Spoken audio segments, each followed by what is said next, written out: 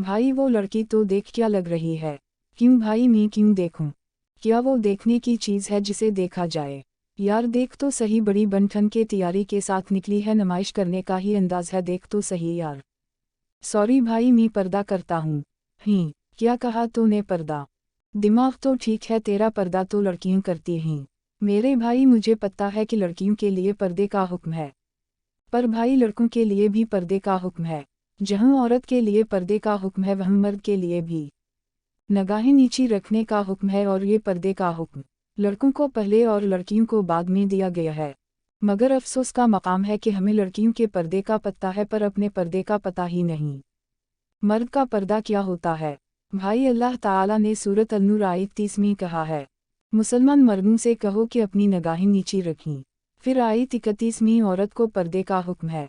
मेरे भाई हमें 31 नंबर आयत का तो पता होता है, लेकिन हमें 30 आयत का सिरे से पता ही नहीं होता।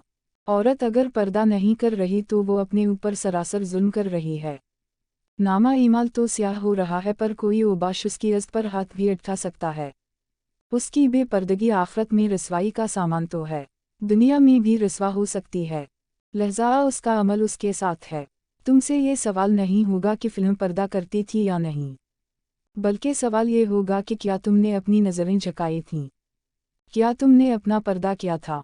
हम औरतों की बेपर्दगी पर बढ़ चढ़कर तनकीद करते हैं, मगर ये नहीं सोचते कि हुक्म तो हमारे लिए भी है कि नामहरम औरत को देखकर निगाहें झुका लिया करो। बेपर्दा औरत को देखने की इजाज़त आपको किसने दी? अगर औरत ने बेपर्दा होकर अल्लाह का हुक्म तोड़ा है, तो आपने भी उस औरत को देखकर अल्लाह का हुक्म तोड़ा है। क्योंकि इस्लाम तमाम मज़ाहब से सबेला दर्जे का मज़हब है, और आप खुशकिस्मत हैं कि अल्लाह ने आपको चुना है इस्लाम के लिए, और मुसलमान के घर में पैदा कर दिया, उसमें आपका कोई कमाल नहीं। लेकिन जहाँ इस्लाम जिन चीज़ों से मना करता है, पाबंदियाँ लगाता है, वहाँ आपके बेतहाशा आसानियाँ भी लाता है। इस्लाम कहता है जो पसंद है इसे निकाह का पैगाम भेजो, चाहे वो लड़का है चाहे वो लड़की है। हमारे नबी सल्लल्लाहु अलैहि वसल्लम ने अपने दूर हयात में हर वो काम करके दिखाया है ताकि मेरी उम्मत को आने वाले वक्तों में मुश्किलात का सामना न कर सकें।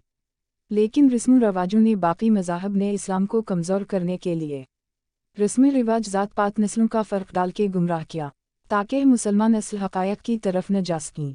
अफसोस कि हमारी सारी नसीहतें सिर्फ दूसरों के लिए ही होती हैं। काश कि ये बात तेरे दिल में उतर जाए। ख्वाहिश सिर्फ इतनी है का कुछ अल्फाज लिखूं जिससे कोई गुमराही के रास्ते पर जाते जाते रख जाए, न भी रुके तो सोच में ज़रूर पड़ जाए।